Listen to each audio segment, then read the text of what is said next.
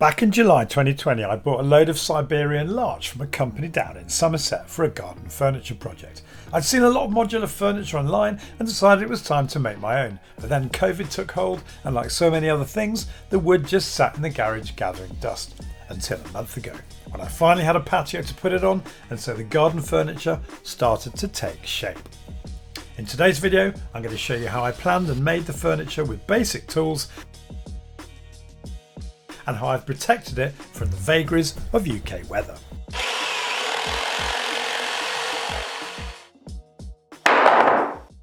So there are quite a few tools in this video, most of them are everyday, and I'll be referring to them as we go, but I'll also include a list in the description below the video.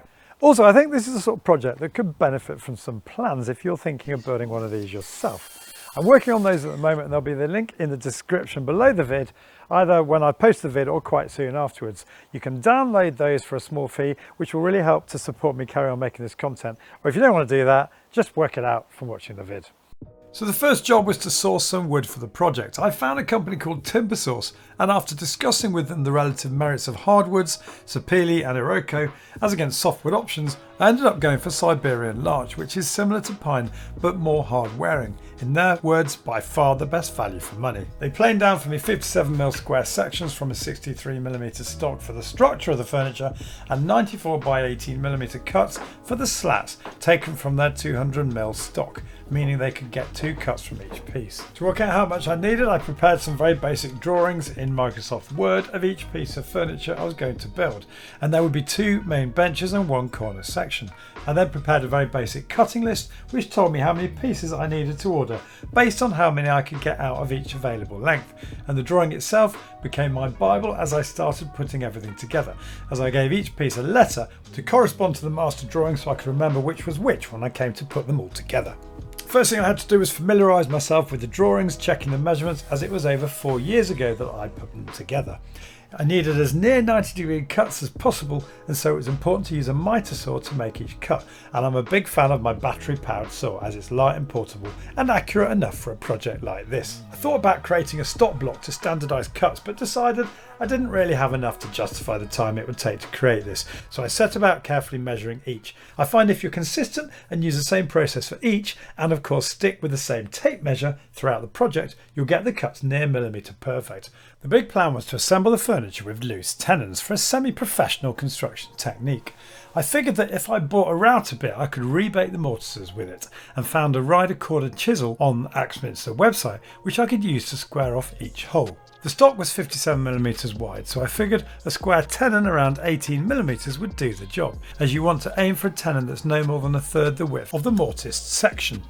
And I thought I could make these from slat offcuts. I started off measuring each mortise manually, but quickly decided with so many mortises to cut, it would be quicker to create a jig. There's not a lot of science to this, because whilst each piece to be mortised was meant to be 57mm wide, they did vary slightly, which would throw out any jig that was too precise. So the jig I created was lined up by feel and sight against the edge of each piece before being marked out with my carpenter's pencil.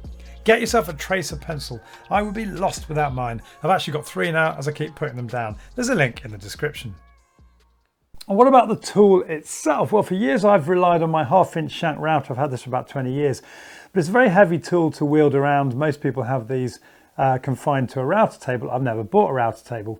So in recent years, wherever possible, I've been swapping down to a 1/4-inch shank router because they're much lighter and easier to use. And if you've watched my 7-part fitted wardrobe build, there's a link coming up on screen now. You'll see how enormously effective trim routers can be. So I was quite excited on this project because I managed to get hold of this 1/4-inch shank router, and crucially for a 1/4-inch shank router it has a plunge function. But the problem is, stupidly, when I replaced a damaged 1/4-inch shank bit that I had, I somehow managed to buy this hinge mortiser rather than this straight 2-flute, which is what I needed. And I really recommend Wealden Tools for this sort of thing, one of the many great tips I've got from Peter Millard over the years. And the trouble with this hinge mortiser is the design is not nearly as effective at plunging into deep materials. It's only really designed, as the name suggests, to mortise very shallow materials from a rebate for the hinge. So I did manage to cut a couple of mortises with this, not realising at the time the mistake I'd made,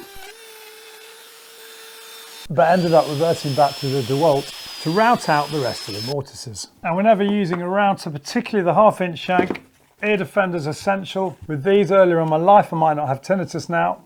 And of course, safety specs. And for those of you out there wondering why I didn't create some sort of a mortising block or jig, short answer, I couldn't be bothered and decided to use a fence for one edge and line up the cutter by eye for the other.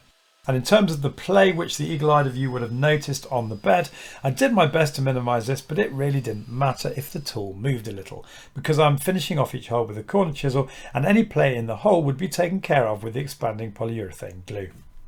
And I also bought this nylon thorax hammer when I bought the rider chisel, because I thought it'd be kinder on the wooden handle of the chisel. And this freestyle approach was particularly useful when it came to routing the tricky end-on sections. I was a bit worried about doing this being up so high, but it really isn't an issue. Mark it with my little jig, get the router on. I'm pretty much doing it by eye. There is a fence to sort of guide me a little bit.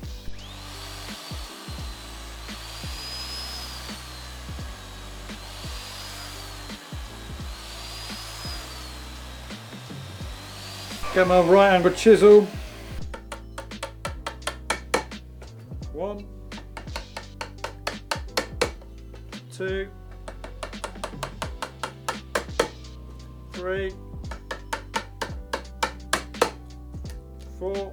So push those little bits into the middle, and the trick I discovered was literally going back in with the router to remove those bits. And that's it. It's taken about 4 or 5 minutes. And there it is, all done. Why bother cutting away the corners, some of you will be wondering? Simply buy circular dowels instead and make a dowel joint. Well, I decided a square tenon would be stronger as it increases the effective length of the glued surface as against, say, a dowel. It would also give me more margin for error, as any wandering of the router could be corrected with a chisel. The polyurethane glue is going to love filling any gaps, and I'll be saving money creating the tenons from offcuts. The counter argument is a square tenon is more prone to cracking at the edges, so I'd say it makes very little difference and you could save yourself a lot of time making a dowel joint instead if you can be sure you can drill accurately into each part of the stock. To make the tenons, I marked out a series of 18mm cuts on offcuts of the 94 by 18mm slat sections, and for joints where 2 tenons would be colliding, I cut a diagonal into the tenon. If I'm honest, neither the tenons nor the mortises I cut were 100% accurate, but this allowed a bit of adjustment of the joint prior to clamping. To clamp everything together, I already had 2 Irwin Quick Grip XP bar clamps 50 inches, but I decided to add to my clamp capability by making some new super strong bar clamps. I bought 2 Irwin TM130 clamp heads and 2 lengths of 25 by 50mm steel box section, and drilled holes at 2 lengths to make my own adjustable bar clamps.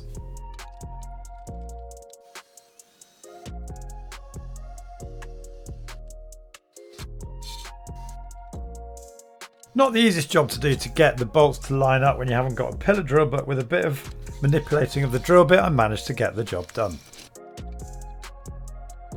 And I drilled holes in 2 positions so I could clamp together both the single and double benches.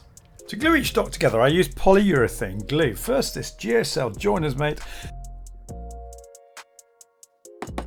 and when it started running low, I bought this Everbuild Pro Grade Lumberjack adhesive. To dampen or not to dampen? This is a bit of a confusing one because you don't often see people going to the time to do that.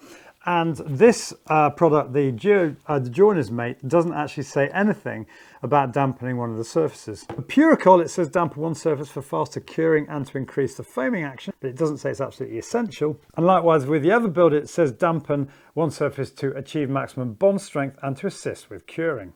I'm bound to say, because it didn't mention it, I didn't do much dampening with this one, whereas, as you can see here, I did with this. But as Sam helpfully points out on my Discord group, with these urethanes, water is the catalyst for the reaction. If it's too dry, it won't cure properly. So I think it's safest to conclude that it's a good idea to dampen, but with a damp cloth, not with a spray. Out of the two, I got on better with the Everbuild, as it was easier to keep the nozzle clean, which it's important to do using this polyurethane foam cleaner. Any other options? I thought about using this Puricol glue I'd left over from the garage staircase build. Let me know your thoughts in the comment section below the video as to which glue would work best on a project like this. I applied the glue to one of the surfaces to be bonded and also inside the mortise using my smallest continental filler knife. Pushed the tenons into place and then push the two parts together before clamping tight.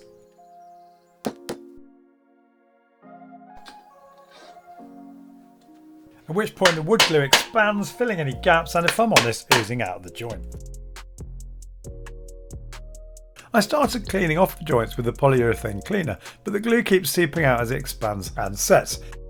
So it's actually much easier to just leave it to expand and then trim off with a chisel. And any excess foam in the joint can be easily excavated with a chisel. More on that in a minute. When on the Axminster website, I chanced upon some Miller Mini dowels, which, with the step drill bit you can also buy, would give me the chance to lock each tenon in place. And these depth stops give me a consistent depth on every hole. Handy as with the expanding foam polyurethane glue I was going to use, if you release the clamps before the glue's gone off, I have found it strong enough to actually blow the joint apart.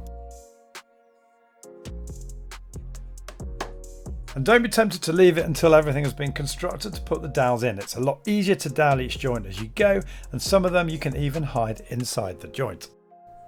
And at risk of stating the obvious, there's a set process for gluing everything together, something I didn't observe on the first corner seat, which got me into difficulty when attempting to glue in place the final piece. With the end result, I had to cut this section apart. So with this design you make the end pieces, and for the longer benches construct the central section in one piece and then glue the end pieces to the centre. The final part was to glue and peg in place the top rail. A little time consuming but not that difficult to do the job of cleaning off the glue, which is easiest to do with a chisel and then a random orbit sander to remove any residue. I started with a 60mm sanding disc and moved up to 120 or 180 grit to match the finish of your timber. For the dowels you shouldn't need to trim them if you set the step bit to the right depth. You'll have seen I made an adjustment to make the dowels flush midway through, but if you do have a bit to trim, I find a Japanese Shokunin saw the cleanest way to nip off the end of the dowel before sanding flat with the random orbit sander. I figured if anything was going to rot in this wonderful weather we have in the UK, it would be the slats, so I decided to make these easy to remove and replace. So I created rails for the slats to sit on using offcuts of the slats themselves, which I cut into 4 equal sections using my circular saw. If you can, angle these to enable the water to slide off. And I've cut the slats themselves a little bit narrower than the span, again to try and assist with drainage. I thought long and hard about how to treat the larch, but in hindsight I got it wrong. So what were my options? Well, I could have left it to weather naturally, which would have given it the minimal possible survival time. Now, a lot of people make this mistake of applying a stain to the wood, which simply sits on the surface and starts peeling after a few months and looks absolutely dreadful, gives you the mother of all problems. So I decided to go down the oil route, and it just so happens I had some Baratine preserver and some Fiddes Exterior High Build wood oil lying about, left over from another project, so I decided to use this. The Baratine preserver is an interesting one. I've never used preserver before, but I understand it's an important part of the preserving process to protect the wood from wood-boring insects, rotting, fungi and blue stain. So I gave the furniture, the slats and the rails a coat of this before moving on to the wood oil. And in terms of the oil itself, you're meant to apply 3 coats of this. I applied 2 coats before I started losing the will to live. But with everything treated, I could finally screw the rails in place with some stainless steel spack screws I bought specifically for the job. And then screwed the slats down from underneath the rails using some slightly longer stainless steel screws.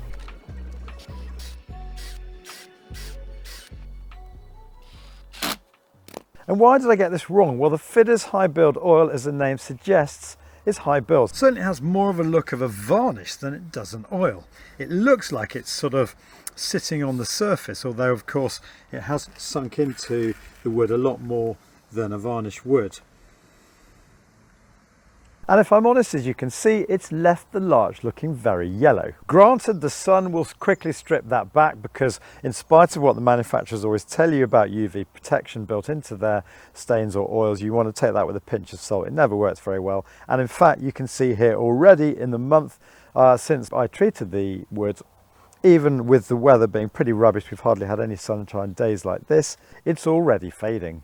What I don't know is whether once this is completely faded, does that also mean it's lost its weatherproofing protection? Question for you guys, let me know in the comment section below.